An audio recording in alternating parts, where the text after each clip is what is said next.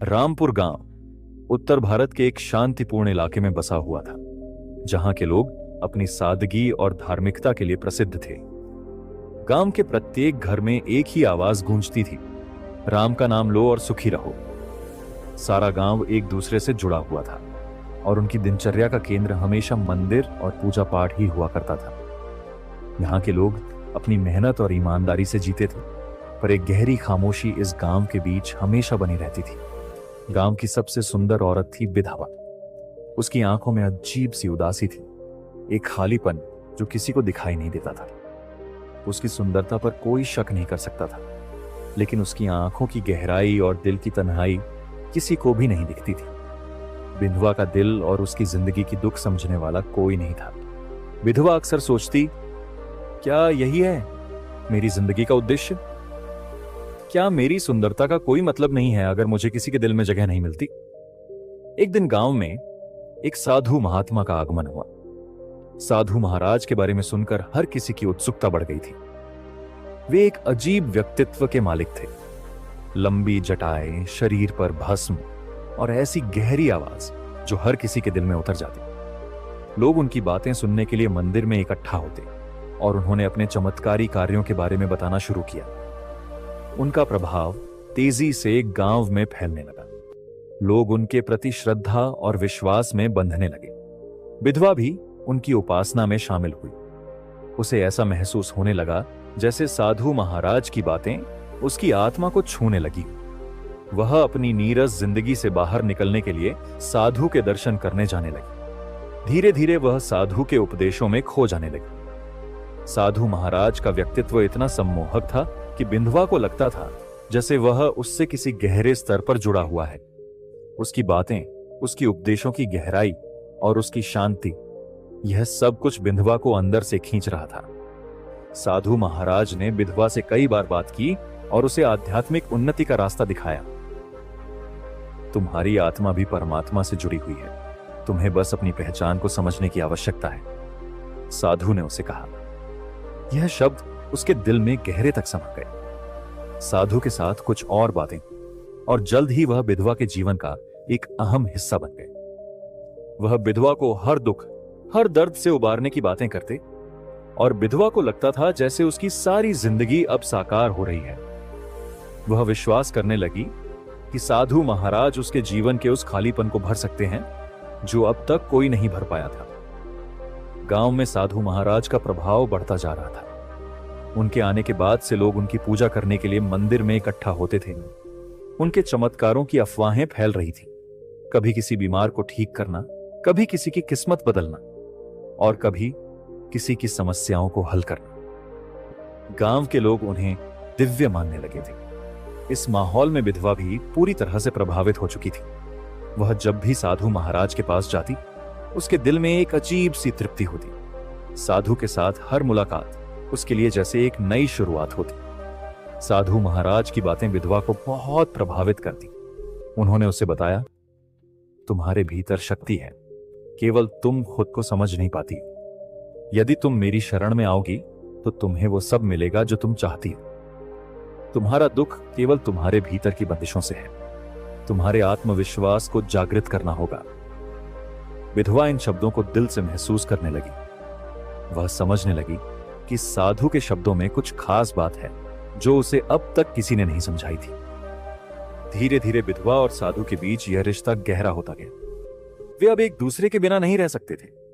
विधवा की जिंदगी अब साधु की उपदेशों के इर्द गिर्द घूमने लगी थी। साधु ने उसे यह विश्वास दिलाया कि वह उसे बचा सकता है, उसे एक नई दिशा दे सकता है। इसके बदले में विधवा ने अपने दिल की सारी इच्छाओं को साधु के सामने खोल दिया था। साधु का आकर्षण बढ़ता गया। विधवा को ऐसा महसूस होने लगा जैसे वह साधु के बिना कुछ भी नहीं है। उसकी पूरी दुनिया केवल साधु के इर्द गिर्द सिमटने लगी। साधु ने उसे और अधिक अपने पास खींच लिया। तुम मेरी शिष्य हो, तुम्हारे जीवन का उद्देश्य अब मुझसे जुड़कर पूरा होगा, उसने विधवा से कहा। एक शाम जब गांव का मंदिर सुनसान था और सभी लोग अपने अपने घरों में थे, साधु ने विधवा से गुपचुप मुलाकात की। वह विधवा को यह समझाता रहा कि उसके भीतर एक दिव्य शक्ति है जिसे केवल साधु ही जागृत कर सकते हैं। विधवा ने साधु की बातों पर विश्वास करना शुरू कर दिया था। वह साधु के करीब आने लगी। वह रात बदल गई, एक ऐसी रात जब विधवा और साधु के बीच शारीरिक आकर्षण ने उनका रिश्ता एक नए मोड़ पर पहुंचा दिया। साधु ने उसे विश्वास दिलाया कि यह एक आध्यात्मिक अनुभव है और विधवा ने बिना किसी संकोच के उसे स्वीकार कर लिया। वह रात, जो पहले केवल उपदेशों और शब्दों में बंधी हुई थी, अब एक नया अर्थ ग्रहण कर चुकी थी। गांव में विधवा और साधु के रिश्ते को लेकर चुपके चुपके चर्चा होने लगी थी। कुछ लोग साधु महाराज के बारे में लगातार सुन रहे थे, लेकिन विधवा और साधु के बीच बढ़ती नजदीकी को लेकर कोई खुलकर बात नहीं करता था। लेकिन यह कोई छिपा हुआ रहस्य नहीं था। धीरे धीरे अफवाहें फैलने लगी। विधवा अक्सर साधु के पास आती जाती थी और गांव वाले यह सब देख रहे थे। किसी ने कहा, कुछ तो गड़बड़ है, साधु महाराज और विधवा का संबंध ठीक नहीं लग रहा। गांव में कुछ लोग साधु के प्रति अधिक श्रद्धा रखते थे, जबकि कुछ लोग उनके बारे में संदेह करने लगे थे। एक दिन गांव के कुछ युवक विधवा और साधु को एक साथ देखा था।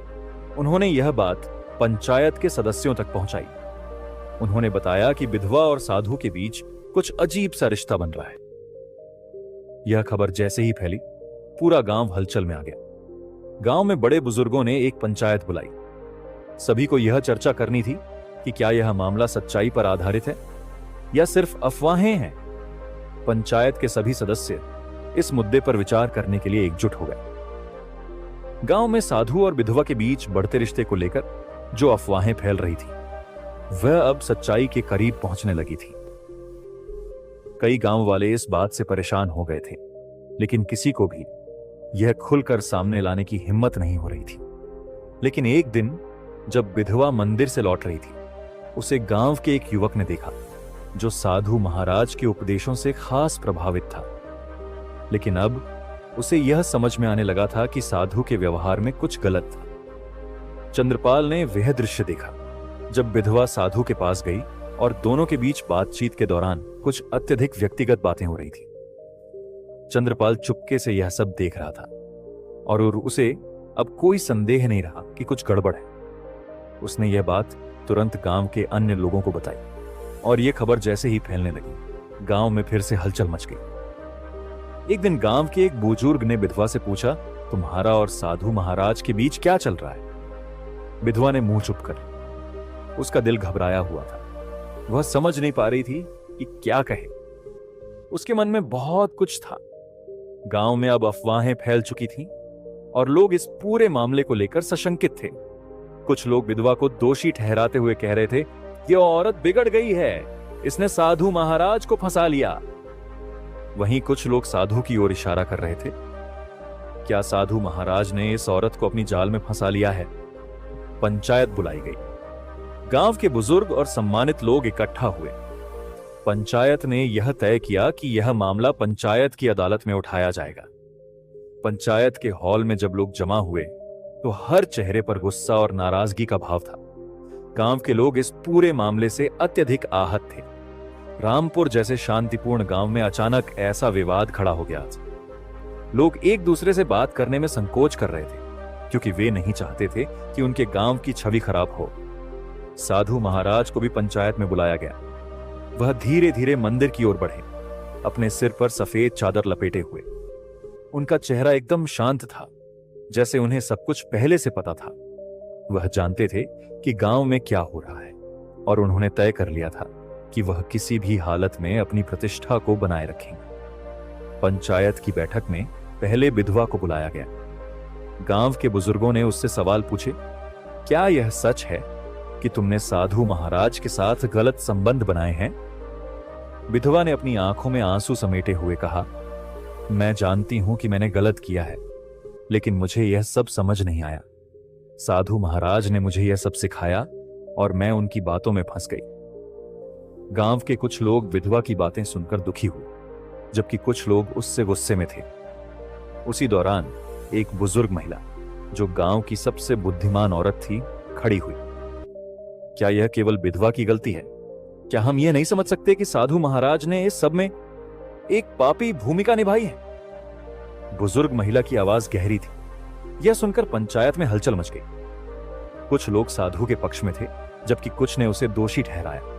अंततः यह फैसला हुआ कि साधु महाराज को गांव से बाहर कर दिया जाएगा। साधु महाराज ने अपने आप को निर्दोष बताते हुए कहा, यह सब सिर्फ अफवाहें हैं।